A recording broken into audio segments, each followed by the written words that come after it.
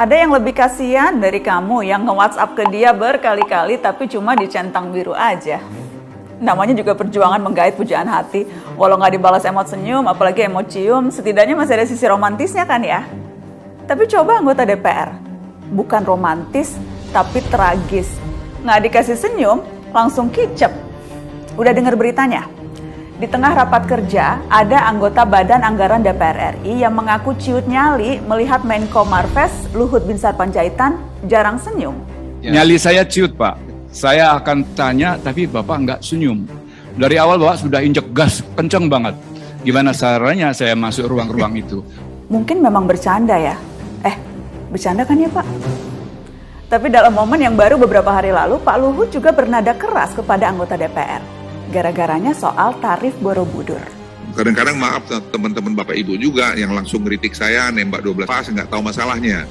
Jadi kalau boleh mohon lain kali telepon saya aja Pak, masalahnya apa sih gitu. Jadi jangan cari, mohon maaf Pak Ibu, cari popularitas dengan nyerang saya Pak. Bukan pekerjaan mudah Ibu. Bagaimana saya bagi badan saya, ninjau pergi lihat itu. Dan tidak mudah. Jadi kalau kadang-kadang kita mau kritik, please, telepon kami dulu Pak, Ibu. Tapi hanya saya titip pada masyarakat, tadi saya bilang juga sama teman-teman DPR, jangan overreact. Ya, apalagi pejabat negara, apalagi anggota DPR, terus berkomentar yang sepertinya kita tidak melakukan studi, kita lakukan studi dengan baik. Jadi kita jangan jadi bangsa yang nyinyir gitu loh. Selain punya privilege yang nggak sepele, eksekutif itu sesuai namanya punya hak mengeksekusi. Gede loh wewenangnya. Membuat kebijakan bisa, memakai anggaran bisa, ngomong juga bebas-bebas aja. Tapi seingat saya, wewenang dan privilege eksekutif itu tidak termasuk fitur tombol mute all. Rakyat dibungkam itu cerita lama. Netizen bisa bebas sekarang ngomong apa aja. Tapi DPR diminta nelpon langsung, japri-japrian, terkait kebijakan pemerintah yang perlu direspon. Nah, ini yang mau kita bahas. Salah satu tugas DPR itu memantau kerja eksekutif, pengawasan. Ini mandat konstitusi. Setiap anggota DPR mempunyai hak interpelasi, hak angket, dan hak menyatakan pendapat. Semuanya itu untuk apa? Dalam rangka mengawasi eksekutif. Mengawasi di situ jelas kan ya? Dengan bicara. Kata parlemen itu berasal dari bahasa Prancis parler, artinya untuk berbicara, ngomong. Kalau mengawasi tapi nggak ngomong, atau misalnya nggak boleh ngomong, itu DPR atau CCTV sih? Mending kita patungan beli CCTV aja. Nggak perlu bayarin gaji DPR segorden-gordennya. Senator, legislator, memang perlu nyinyir. Dalam artian memang harus ngomong, termasuk ikut menyuarakan aspirasi rakyat. Kalau nggak ngomong ya bukan DPR. Dapat popularitas atau tidak ya tergantung kualitas komunikasinya. Rakyat yang menentukan. Populer juga nggak apa-apa, namanya kan pejabat. Supaya kita lebih kenal mana pejabat yang bermutu dan yang tidak. Makanya harus ngomong terbuka. Di media boleh, di warung kopi saat ketemu konstituen boleh.